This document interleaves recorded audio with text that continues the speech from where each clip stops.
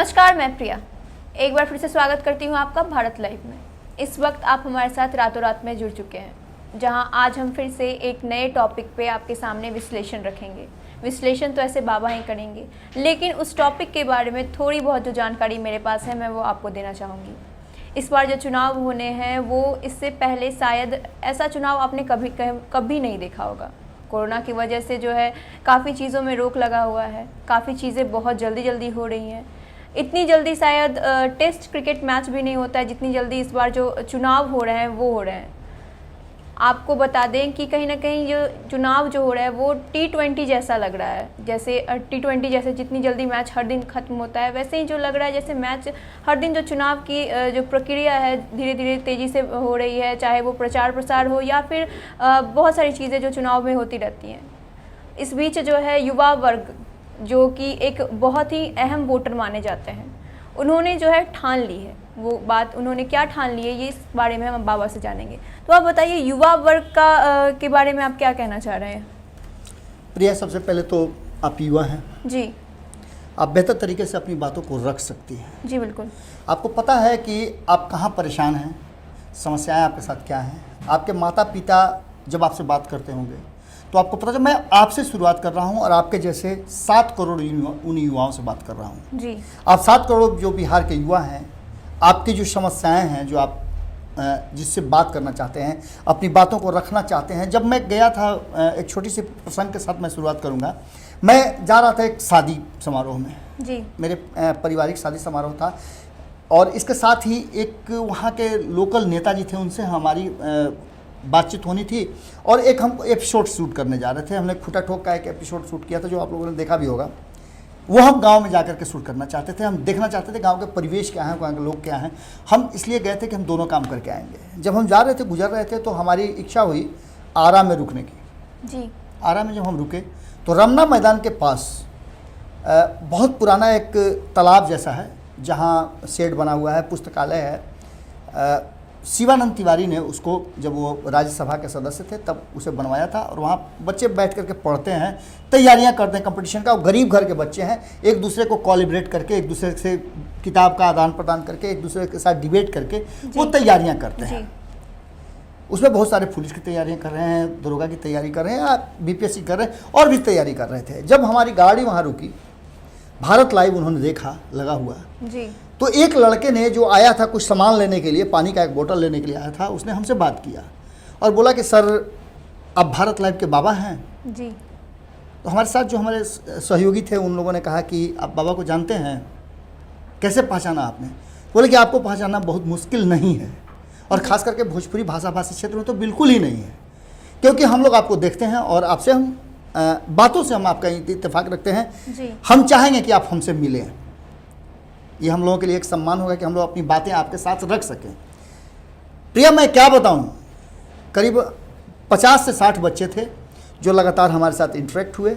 मेरे साथ उस समय रवि हुआ करते थे। जी, हमने उन लोगों से बात किया, बच्चों से बात किया और उनके दुख दर्द समझे। अगर आपने नहीं देखा होगा तो आप देख सकते हैं, भारत लाइव पे वो है। उन सारी बातों में हमने एक बात नोटिस किया और ये बातें हमने हर राजनीतिक दल के नेताओं को शेयर भी किया था और हमने टैग भी किया था। जी, बच्चे इस बात से दुखी थे कि हम परीक्षा देने के लिए पैसा देते हैं, बड़ी मुश्किल से हमारे माता पिता पैसे का जुगाड़ करते हैं, जुगाड़ करके हम फॉर्म भरते हैं। जी, फॉर्म भरने के बाद हम परीक्षा देने जाते हैं तो हमारे सेंटर्स जो हैं इतने दूर हो जाते हैं कि उसमें भी हमें पैसों की जरूरत पड़ती है। किसी तरह से हम अपना व्यवस्था करके जाते हैं, वहाँ परीक्षा देते हैं। जब परीक्षा दे करके आते हैं तो परिणाम के इंतजार में होते हैं। अच्छा हम लिख रहे हैं, हमने पढ़ाई की है, हम प्रश्नों का जवाब देकर के आते हैं तो हमें अब इंतजार रहता है कि परिणाम आए। लेकिन परिणाम आने से पहले उस पर केस हो जाता है, क्वेश्चन आउट हो जाता है, बहुत तरह की बातें हो जाती हैं और फिर हम वहीं ढाक के 3 पार फिर से हम तैयारी करने में जुट जाते हैं, जो कि हमारे डिप्रेशन का कारण बनता जा रहा है। जी, और निश्चित रूप से ये बड़ी बात है। और इस डिप्रेशन को हमने उस समय बताया था कि सबसे ज़्यादा अगर मजबूर है तो इस 13 करोड़ बिहारियों में 7 करोड़, जी, आधा से ज़्यादा वोटर जो है युवा, वो मजबूर है। उनकी मजबूरी है एक अदना सा रोजगार, नौकरी। पुलिस पलटन की तैयारी कर रहे हैं, वो लगातार दौड़ रहे हैं, सेना की भर्ती में जाते हैं, पुलिस की भर्ती में जाते हैं, लेकिन क्या ये समाधान है? बिल्कुल नहीं है। अब हम आते हैं अपने लक्ष्य पर, और जहां हम शुरुआत किए थे कि आज हम रातों रात में ये बात आपसे क्यों कह रहे हैं कि युवाओं ने तय कर लिया है अब कि किसकी बनेगी सरकार। 2014 से हम आते हैं प्रिया, आपको याद होगा, आप उस समय पत्रकारिता की छात्र तो नहीं होंगी जी बिल्कुल, लेकिन आम स्टूडेंट थी, और जो चर्चाएं आपके घर में चलती होंगी उतना समझ आपके पास जरूर रही होगी। जी बड़ी खुशी लोगों को हुई थी कि प्रधानमंत्री के रूप में नरेंद्र मोदी आएंगे, जी बिल्कुल, 2 करोड़ युवाओं को नौकरी देंगे जी। और इस देश की समस्या स्वतः स्फूर्त हो जाएगी और समाप्त हो जाएगी, राम राज्य आ जाएगा।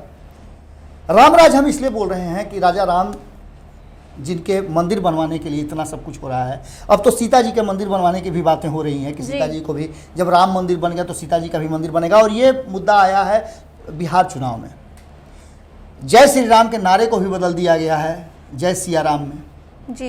ये भी सभी लोगों ने देखा, हमने तो लाइव के माध्यम से दिखाया था कि अब जय श्री राम नहीं, भारतीय जनता पार्टी और आरएसएस के लोग जय सिया राम बोलना शुरू कर दिया। प्रधानमंत्री नरेंद्र मोदी ने ये एक नया नारा दिया है, और बिहार चुनाव को देखते हुए इसे भी राजनीति से आप अलग करके नहीं देख सकते हैं। इन युवाओं की बात करने के लिए जब आप 2014 में प्रधानमंत्री ने कहा था कि 2 करोड़ युवाओं को हम रोजगार देंगे जी, तो लोगों को बड़ी खुशी हुई थी, और युवा उसको खूब छूट, मैंने जो भी उनके पास था, हर हर मोदी, घर घर मोदी से लेकर के मोदी है तो मुमकिन है तक की बातें आ गई जी। काफी प्रधान सेवक से लेकर के चौकीदार तक की बात आ गई। और 2019 में चौकीदार जब आए तो उन्होंने रोजगार देने वाले से चौकीदारी शुरू कर दी, और खुद प्रधान सेवक जो हैं वो चौकीदार बन गए। अब एक चौकीदार को नौकरी देने के लिए कौन कह सकता है जी, क्योंकि वो तो खुद ही लोगों को जागते रहो का कर रहा है। और इसके साथ ही उन्होंने एक और शगुफा दे दिया, जब 2019 में पुनः बिहार, देश की जनता ने उन्हें, बिहार ने भी बहुत अच्छा योगदान किया था, 40 में से 39 सीटें दी जी। और तब ये बातें आ गई कि आत्मनिर्भर हम बनाने जा रहे हैं और बिहार को भी आत्मनिर्भर बनाया जाएगा। ये आत्मनिर्भर कैसे बनेगा अभी तक कोई इसका रास्ता नहीं बताया गया है। लेकिन इस बार के चुनाव में कहीं ना कहीं हम इसलिए नहीं कह रहे हैं कि ये मुद्दा है, हम इसलिए भी कह रहे हैं कि हम बार बार 2019 के चुनाव और उससे पहले के चुनाव जितने भी होते गए, उपचुनाव हुआ हो या जो भी चुनाव हुआ, हमने बार बार कहा कि मुद्दा विहीन राजनीति हो रही है, मुद्दा विहीन चुनाव हो रहे हैं, और ये कहीं ना कहीं घातक है इस देश के लिए और बिहार के लिए। बिहार में पलायन बढ़ा है, लोग पलायन से त्रस्त हैं, लोग मजबूर हैं बिहार छोड़ करके कहीं दूसरी जगह रोजी रोजगार करने के लिए, कमाई करने के लिए। सबसे बड़ी बात यह है कि जो लोग लॉकडाउन के पीरियड में आए थे जी, उनके चेहरे, उनकी बातें आप सभी को याद होगी।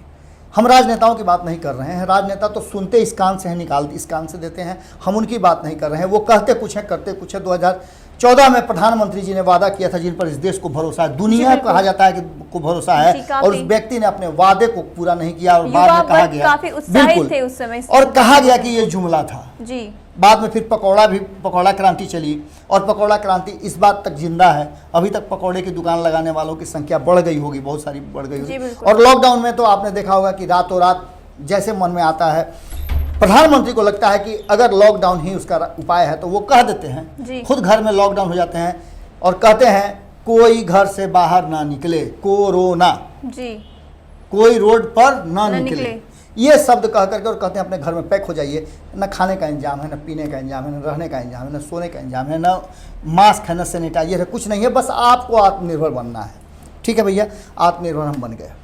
अब स्थिति ये है कि जब तेजस्वी यादव ने इन सारी बातों को रखते हुए, हम तेजस्वी यादव का नाम इसलिए ले रहे हैं कि तेजस्वी यादव ने एक शुरुआत की जी बिल्कुल, और 10 लाख युवाओं को, अब तो देखना होगा कि 10 तारीख को क्या परिणाम आते हैं जी। 19 लाख और 10 लाख में तो कंपटीशन ज़बरदस्त चल रहा है। देखना होगा कि क्या 2 करोड़ 2014 में देने वाले प्रधानमंत्री जिनकी तस्वीरें, सभी तस्वीरों से एनडीए के सारे लोग की तस्वीरें हटा करके उस 2 करोड़ रोजगार देने वाले व्यक्ति की तस्वीर लगी हुई है जिन्होंने अपना वादा पूरा नहीं किया है, क्या उस तस्वीर पर 19 लाख लोग भरोसा करेंगे जिन्हें नौकरी मिलनी है जी। ये बड़ा प्रश्न है। प्रिया, आप भी समझ रहे होंगे इस बात को, आपने भी बहुत सारे लोगों से इंटरव्यू किया है, बहुत सारे लोगों से इस मुद्दे पर पूछा है, आपको भी जो लोगों की तलखियां थी, जो लोगों के मन में विचार थे, वो आपको बेहतर समझ में आया होगा। कैमरे के सामने जो हम दिखा रहे हैं उसके अलावे जो हमारी बातें होती हैं, ऑफ द रिकॉर्ड जो बातें होती हैं, वो बातें अगर हम आपके सामने रख दें तो बड़ा विस्फोट हो जाएगा, लेकिन हम नहीं रख सकते हैं उन बातों को, क्योंकि वो हमारे रिकॉर्ड में नहीं है। और हमारी संस्कृति ऐसी नहीं है और लोगों की तरह कि हम ऑफ द रिकॉर्ड जो बातें हो रही हैं उसको अपने टीआरपी के लिए हम शामिल कर लें। हम ऐसा नहीं कर सकते हैं। आप हमसे जो भी बातें करते हैं ऑफ द रिकॉर्ड, वो हम जज कर लेते हैं, वो हमारे मरने तक हमारे साथ रहेगा, हम उसे नहीं बाहर कर सकते हैं। ये हमारी यूएसपी है, हम इसीलिए जाने भी जाते हैं और इसीलिए लोग हम पर भरोसा भी करते हैं। बिल्कुल अपनी बातें रखते हैं। खैर वो तो बातें अलग हैं। हमने तेजस्वी यादव का नाम लिया था। तेजस्वी यादव ने जैसे ही रोजगार मुद्दा में लाया, और सबसे बड़े मुद्दा में लाया, जी बिल्कुल, उन्होंने पोर्टल भी लॉन्च किया था। बिल्कुल, क्योंकि उन्होंने एक बात तो निश्चित रूप से है कि कोरोना काल बाकी सब समय में कह लिए कि भगोड़ा है, भाग जाते हैं, नहीं साथ देते हैं, ये करते हैं, वो करते हैं, आत्ममुग्ध हैं, सारी बातें हैं। लेकिन सबसे बड़ा आत्ममुग्ध तो आपको दो लोग नजर आए। एक प्रधानमंत्री जिन्होंने आपको तो लॉकडाउन में जाने के लिए कह दिया जी, दूसरा मुख्यमंत्री नीतीश कुमार जिन्होंने ये कहा कि भैया हम तो घर से ना निकलेंगे, हम जिंदा रहेंगे तब ना मुख्यमंत्री बनेंगे, बाकी जिसको जो होना है हो जाए। वो लोगों से मिलते तक नहीं थे, अपने लोगों से भी नहीं मिलते थे, फिर भी कोरोना उनके घर में घुस गया और मुख्यमंत्री आवास कोरोना पीड़ित हो गया था। ये सब कोई जानते हैं। अमित शाह कोरोना पीड़ित हो गए, प्रधानमंत्री भी हुए होंगे लेकिन बोले नहीं होंगे, हो सकता है कि वो भी, या हो सकता है कि वो किसी से मिले ही नहीं, तो हो सकता है कई राष्ट्र के राष्ट्राध्यक्ष जो हैं वो कोरोना पीड़ित हुए हैं। ये कोई बड़ी बात नहीं है, हम लोग भी कोरोना पीड़ित होकर के निकल चुके हैं। जी बिल्कुल। संपादक नमन मिश्रा जी ने कहा था कि 99% लोग कोरोना पीड़ित होंगे, ठीक भी हो जाएंगे, पता भी नहीं चलेगा।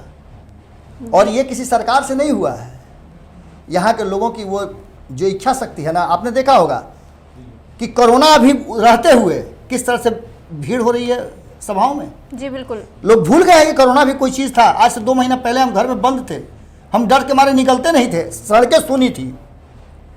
लेकिन खैर हम बात कर रहे थे कि युवाओं ने तय कर लिया है किसकी बनाएंगे सरकार। हम बताएंगे आपको किसकी सरकार बनने जा रही है। वैसे 10 तारीख को आपको पता चलेगा, उससे पहले हम आपको बताएंगे।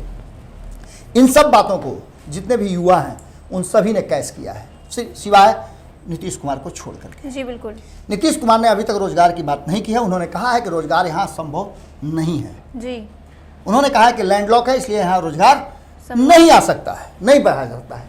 वहीं दूसरी तरफ प्रधानमंत्री नरेंद्र मोदी, उनकी पार्टी तो कहती है, लेकिन नीतीश कुमार के जो सबसे करीबी हैं सुशील मोदी, वो कहते हैं कि यहाँ संभव नहीं, चूंकि पैसा नहीं है तो हम नौकरी कहाँ से देंगे। उन्होंने तेजस्वी यादव के लिए बातें कही थी, हालांकि अपनी पार्टी के लिए भी नहीं कहा है कि उनकी पार्टी कहाँ से पैसा लाएगी, क्योंकि झोला उठा करके चल देने वाले हैं हमारे प्रधानमंत्री जी, चाय बेचने वाले हैं, उनके पास तो पैसा इतना होगा नहीं। हाँ, सुशील मोदी जी एक लंबे समय से सत्ता में हैं, उनकी संपत्ति कई गुना बढ़ रही है, और भी कई नेता हैं जिनकी संपत्ति 5 साल में कई गुना बढ़ गई है। हो सकता है उनके पास संपत्ति हो, लेकिन वो इस रोजगार में क्यों देंगे आम लोगों को। अगर ऐसा होता तो 15 साल में मिल गया होता रोजगार। पलायन की जो स्थिति है वो अब गंभीर है। अब चिराग पासवान ने 18 दिन का समय मांगा है। वहीं पप्पू यादव की बात करें तो वो कहते हैं कि 3 साल का समय दीजिए ना सरकार, हम 30 साल के इतिहास को बदल देंगे। जी। सबसे अलग बात करने वाले उपेंद्र कुशवाहा हैं। वो कहते हैं कि भैया शिक्षा दे दीजिए, आपको किसी चीज़ की ज़रूरत नहीं है। नमन मिश्रा जी हमारे संपादक महोदय जो कहते हैं कि यदि आपको किसी से बहुत ज़्यादा प्रेम है तो उसे खाने के लिए मछली तल के मत खिलाइए, उसे मछली मारना सिखा दीजिए आप जी। वो रोज मछली मारेगा और रोज मछली का जौनार करेगा जी। आप समझ रहे होंगे मेरी बात, मैं क्या कह रहा हूँ। ये एक दुख है जो एक बिहारी होने के नाते मुझे भी रहता है जब युवा हमसे मिलते हैं। और मैं बता रहा था कि जब आरा रमना मैदान के ठीक बगल में आप कभी भी जाइएगा तो तालाब जो है जहाँ अश्वरोही सेना का वहाँ कार्यालय भी है, सेंटर भी है, वहाँ आप जाइएगा तो देखिएगा कि उस तालाब के किनारे चारों तरफ बच्चे पढ़ रहे होंगे। वहाँ एक शेड बना हुआ है, एक पुस्तकालय है। शिवानंद तिवारी ने उसका उद्घाटन किया था और उन्होंने फंडिंग भी उसके लिए की थी। हालांकि जीर्ण शीर्ण होने जा रहा है वो भी, लेकिन बच्चे आज भी वहाँ पढ़ते हुए नजर आ जाएंगे। और उन बच्चों से कभी बात कर लीजिएगा, आपको पता चल जाएगा, पूरा बिहार ही नहीं पूरे देश की इतिहास आपको पता चल जाएगा। चूँकि वो बच्चे कोई मूढ़ मगज नहीं है, वो पढ़ने वाले बच्चे हैं। उन्होंने तैयारियाँ की हैं, कई बच्चे वहाँ से पढ़ करके अच्छे अच्छे पोस्ट पे भी गए हैं, जिनको मौका, जिनका नसीब भी साथ दे दिया। वो नसीब की बात करते हैं कि हम पैसा लगा करके फॉर्म भरते हैं जी, हम जाते हैं परीक्षा देने। हमने फिर एक बार आपको वही दोहरा रहा हूँ, इसलिए दोहरा रहा हूँ कि आपका यादाश्त बना रहे। और जब वोट देने आप जाइएगा, कल भी आप वोट दे रहे होंगे, परसों भी वोट देंगे, आप लगातार वोट देंगे। कल हम बात कर रहे थे कि वोट देने आप जाइएगा, आज आप वोट दे रहे होंगे, तब ये एपिसोड आपके पास आया होगा। 7:30 बजे सुबह जब आप निकल रहे होंगे, तैयारी कर रहे होंगे किसे वोट देना है, ये अपने मन में सोच करके जब पर्ची लेकर के अपने बूथ पर जाइएगा, तब तक ये एपिसोड आ चुका होगा। और आपको एक बार फिर से हम आपके दरवाजे के सांकल को बजा करके आपको याद दिलाना चाहते हैं कि एक व्यक्ति को चुनिएगा, ऐसे व्यक्ति को चुनिएगा जो आपके क्षेत्र की बात करे, आपकी बात करे, रोजगार की बात करे, बदलाव की बात करे, बिहार की बात करे। तो एक बात सोच करके वोट जरूर दीजिएगा कि आप अपने भविष्य के लिए वोट देने जा रहे हैं। जो बिहार के कमियां रह गई हैं, जो नहीं हुआ, उसे बदलने के लिए वोट देने जा रहे हैं।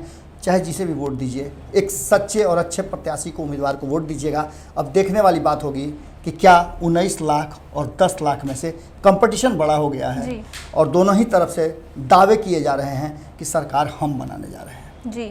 अब देखना होगा कि जो युवा हैं जिनसे हमारी बात हुई है, गुप्त हैं, वो किसके तरफ रुझान कर रहे हैं। हालांकि चेहरे और भीड़ बहुत कुछ कहते हैं, आपके सामने भी हुआ होगा, आपने देखी होगी तस्वीरें। अगर और कहीं नहीं देखा हो तो भारत लाइव पर जरूर देखा होगा, क्योंकि लाइव के माध्यम से हम लगातार चीज़ों को दिखा रहे हैं और आपको बताने का प्रयास भी कर रहे हैं कि स्थिति कहाँ है और आपको किस तरह के फैसले लेने चाहिए। आप उन फैसलों से एक बात तो तय कीजिएगा कि बिहार के मुस्तकबिल के लिए आप वोट कर रहे हैं, किसी व्यक्ति को नहीं, किसी जाति को नहीं, किसी समुदाय को नहीं, किसी समूह को नहीं, बल्कि आप एक जनप्रतिनिधि को चुनने जा रहे हैं जो सदन में बैठ करके आपके भाग्य का फैसला करेगा जी। ये हैं युवा, और युवा के जो सोच है वो बता चुकी है कि इस बार किसकी होगी सरकार। जी हाँ, तो जैसा कि बाबा ने कहा कि इस बार जो है जब आप वोट देने जा रहे होंगे, तब आप किसी राजनेता को नहीं चुनिएगा, एक जनप्रतिनिधि को चुनिएगा जो आपकी बातें सुने, जो आपके तमाम जो कमियां हैं जो आपके क्षेत्र में या फिर आपकी मुश्किलें हैं वो सुने और उनका हल निकालें। तो ऐसे ही भारत लाइव आपके साथ बने रहेगा। तब तक के लिए धन्यवाद। बढ़ाएं अपना कदम सक्सेस की ओर शिखर करियर इंस्टीट्यूट के साथ। शिखर करियर इंस्टीट्यूट पूर्वी भारत में एकमात्र कोचिंग संस्थान जो एक्सक्लूसिवली है मेडिकल एंट्रेंस एग्जाम के लिए।